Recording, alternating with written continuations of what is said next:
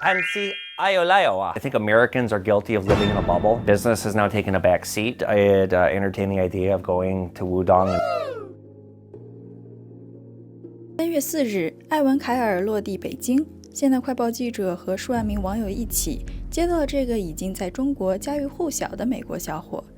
此前，在二战相册事件发生的3年里，现代快报曾3次专访艾文。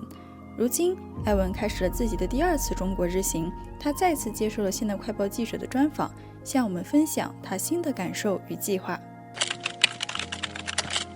A lot of responsibility that's been thrust onto me, and it's a very important role that I've kind of accidentally walked into. So I feel it's my duty to keep at this and to keep doing it.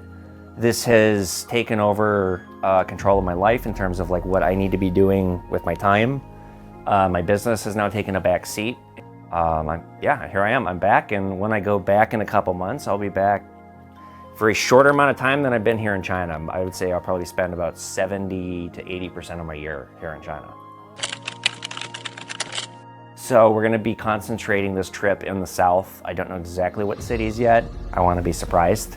When I was in Nanjing, I did make it a promise of the people of Nanjing to be back I am planning on being there every December 13th. You know, I have a lot of history and responsibility, so I think it's the honorable thing to do. Yeah, because I've done something very productive with this. I mean, there's people that are seeing me as a friendly American here in the minds of the Chinese people that Americans are like me. We care, we're friendly, we're invested in history, we're invested in doing the right thing, we have good hearts, and doing the right thing in the name of friendship and peace.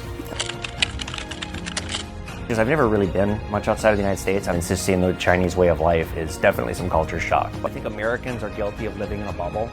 We seem to think the whole world revolves around us, and a lot of Americans just don't break the norm of leaving that bubble and seeing how the rest of the world is. It's important to travel, and you're going to Europe, you're going to Africa, you're going to Asia. Just know that there are other ways of life, and that's how we are as a species. We're all different, but we should all get along. Because the American media is just totally ignoring my story. Whether they're actively trying to bury it or they're just ignorant about how important this is, I don't know. So I put out a video on my American TikTok explaining the whole trip. It was like a 5-minute video. It's gotten about 600,000 views. So yeah, having to go and introduce what I'm doing to Americans, and then have some people didn't believe me. Like, you're making this up. Like, no, I'm not. No, I'm not. This is on film. No, I'm not. Martial arts is something I would like to be spending more time doing. I have a lot of Taekwondo experience, over 20 years. I'm a 3rd-degree black belt in Taekwondo, and I have always wanted to learn Kung Fu, and I've never been able to find anyone to teach me. So there's one influencer I'm friendly with. I'm hoping to go to where he practices and spend some time with him. We've been in contact for about 9 months, he and I. He's a really nice guy. I had entertained the idea of going to Wudong and training with him for like a week. It's great to safeguard history. I mean, anybody can do what I'm doing. Anybody can not only do the right thing, but I really hope to see more people doing it, whether it be Chinese people traveling to America, having experiences, making videos, sharing across China, or more Americans coming over here. It's very affordable to come here. It's very easy to come here. So you can come to China. It's good for promoting culture. It's good for your experiences. I have plenty of long-term goals. Like I said, I have 2 major things that I'm hoping to do this year. One of them is an event, and unfortunately I just can't tell you anything more yet. Another one is a location. That's the only hint I can give you. It's constructive for peace. So that's something I'm really hoping to figure out this year. But just continuing to travel China, making videos, continue to build my audience, showcase what China is to the West, promote peace, and to always stand up and do what is the right thing. It's great to safeguard history.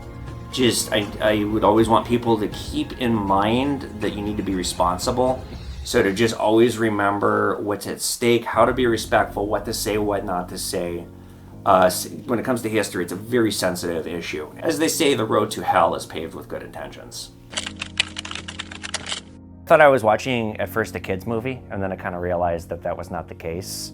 I've seen the animation was very high quality. Hollywood doesn't really see anything outside of its bubble, and then this, I think, The amount of money that this film is grossing and what it's doing at the box office is really going to make Hollywood think twice before writing off China. This is a paper cutting artwork. Hope that our friendship can also long forever. The Modern Express, giving me great art and great friendship. Check out The Modern Express. Be sure to like and subscribe and follow The Modern Express.